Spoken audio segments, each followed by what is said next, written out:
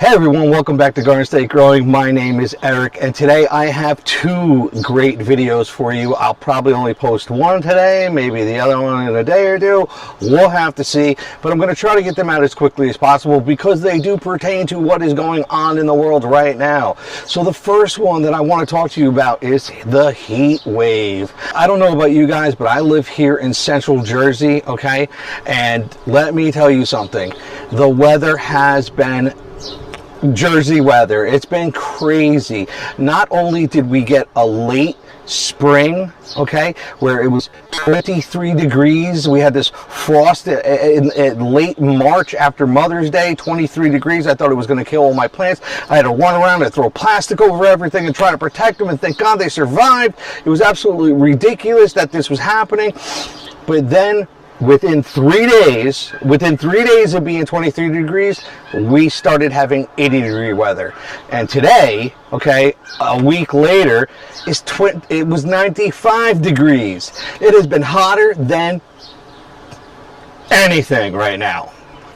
Okay, sorry for the interruption. That was a phone call from CarMax. I just bought myself a Dodge Ram 1500. Yeah, boy, that's what I'm talking about. You know, because when I totaled out my car, some of you know, you've been watching my video, I got smashed by a Ford F-150. Now, I love the Ford F-150, but I had to get myself a Dodge Ram. Yeah, oh, it was my dream truck. Anyway, I digress. Baby, it's bought. It'll be here soon. I will show you on video. But anyway, today we are dealing about crazy temperature swings. We are talking about heat waves when you're not supposed to get heat waves, or it's just the middle of summer. It's the end of July and it's August, and oh my God, what are you going to do, right? But right now, the plants, they do not like the fact that we just went from 23 degrees to 95 degrees, okay? They do not like it. And I'm sitting here in front of my beds and saying, what am I supposed to do about this? Well, here are three things that, one, I already did, and two, that I'm doing. Actually, it's two that I already did, and you can do now, whatever. The first tip, first thing I did, and I'm not telling you what to do. This is what I did. This is what seems to be working for me, all right? First thing I did is when I put all this soil in these raised beds, when I filled these raised beds, I did it with mushroom compost, probably 70% to 80%, and then I did peat moss, and I did vermiculite and perlite, a ton of it, and I did some worm compost and some coot poop and some fertilizer, some long-lasting fertilizer, and I put it all in, I mixed it all around. So now I created myself this high humus, okay, which humus is decomposing organic matter, all right, this high humus compost mix soil that's well draining, okay, that if I water too much, it'll help drain it away, but then it'll help retain that moisture like a sponge, hold it on for the plants so the plants can use it, okay? So that was the first thing that I did. This was something that I preemptively did starting way back in the fall. And I hope that when you did your raised bed, you did that as well. So the second thing that I'm going to talk about is mulching. Now, if you know me, I'm a huge proponent of mulching, not only just for weed prevention, okay, but for moisture retention and temperature control. Now that I have mulched all these beds like I have done to my tomato beds here, okay, when I water, it's going to help keep that moisture in. But not just that, it's going to add an insulating layer between the sunshine and my soil. So that beating down sunshine is going to beat down on the wood chips on top, and the wood chips are just going to brush it off like it's nothing, and the soil temperature underneath is going to be probably 30 to possibly 40 degrees cooler than the outside temperature. Okay, now I can tell you it's 95 degrees out there. If I stick my hand down in there, I don't know exactly what it is, but I'd say it's at least 60 degrees. At least. Now that's just like sticking your drink in the refrigerator, okay? The more colder it is, the more refreshing it is, the more you get to give off heat. The same exact thing with your plants. The cooler the water that you put into the bed, the cooler you keep it because of the mulch, the better off they're going to do. And the better off they're going to be able to release that heat back into the atmosphere. Now, the fourth thing that I want to tell you to do is probably equally as important. I wouldn't say it's more important, but it's equally important. And this is adjust your watering schedule. All right. I know for me, okay, I get used to a watering schedule. I start by testing all my beds by using the finger method, okay? And testing all my beds and seeing if it needs water. But then I soon realize, oh, well, this bed needs it every 3 days. Well, that bed needs it every 4 days. Well, that bed only needs it once a week. And then I kind of just fall into a laziness of not checking and actually just watering and then looking at the plants and seeing how they're responding. If I see a negative response, then I'll start checking again. Right now is the time to start checking your soil again. Whether you use one of those analog or digital little 2/4 meters that you stick into the ground and it shows you if the soil is moist, okay, or you do the finger method. You know me, I love the finger method.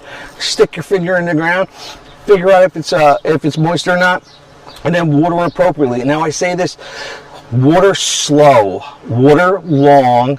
I go from one end of the bed all the way to the other end of the other bed, and then I come all the way back again. It takes me a good hour to water my entire yard because, I mean, I got beds all the way up there, I got beds over there, I got beds down here. They're all going to take a lot. But the key thing is check each bed, okay? Beds absorb and release water at different rates and different ratios. My pepper bed, that the plants are really small, aren't taking up as much water as, say, this big tomato bed that I have right here. That is just, ooh, bug. That is just sucking it up. Like, I can't fill these beds enough. These tomato beds need water at least every other day, if not once a day, now during this 95-degree heat. Now I am going to watch, I am going to pay attention. As it starts to cool down, again, I'm going to start slowing down and adjusting my water schedule again, okay? And then if the temperature stabilizes, I can probably get back into a rhythm. Now, what I have, and I've been hooking up, is a drip irrigation system, which has its pluses and its minuses, and I'm going to do an entire video on that when I finally get this up and running, which is taking me a really long time because it's a very big system that I'm putting in right now. But anyway, so with your hand watering, just watch your temperature outside, see it is. If you get some nice steady 70-degree days, you can relax a little bit. But right now, while you're topping out over 90 degrees, 95 degrees, 100 degrees, really stay on top of your plants. Now, see, like my tomatoes and everything right now, they're all blooming, they're all blossoming. I got blossoms and tomatoes all over all this stuff. And everybody knows, well, not everybody knows, some people know, if your tomato gets dry, you know, and you let it dry out a little bit, it'll start to shrink and start taking that moisture away from the tomato to save the life of the plant. Now, when it cools down or you throw a lot of water at it, it's going to expand really quick, the skin is going to crack, and that's when you're going to get the cat facing on your tomatoes. It doesn't change the taste of the tomato. It's still a fantastic tomato. It's just one of those, it's not aesthetically as pleasing. That's why you don't see them in supermarkets that much. That's why you get the bland, crappy tomatoes that look perfect. They taste like crap, but they look perfect. My tomatoes, they might not look perfect, but I guarantee they're going to taste amazing. So, like I said, try to keep up on your watering, increase your watering, regimen. Stick your finger in the ground. If you haven't mulched your beds yet, mulch your beds. As far as soil quality, I don't know if there's too much you can do, but please, if you've got like a really tight, packed clay soil, throw some peat moss and some vermiculite on top and just scratch it into the surface a little bit. Give it something, and then again, mulch on top. Use straw, use hay, use leaves, use pine needles. Don't listen to the people that say that acidifies your soil. That's ridiculousness. So, I hope you enjoyed this video. I hope you got a little bit out of it. I hope you were at least entertained. If you were at least entertained by my idiocy, hit that like button right now. Just stop. Just give it a second. Hit that like button, okay? Then hit that share button to somebody else. But before you do that, hit that subscribe button. Hit that little post notification bell so you get the ding, ding, ding, ding every time I post a video, okay? I love you guys. I hope you had a good evening. I will see you on the next episode coming very soon. Love you. Good night.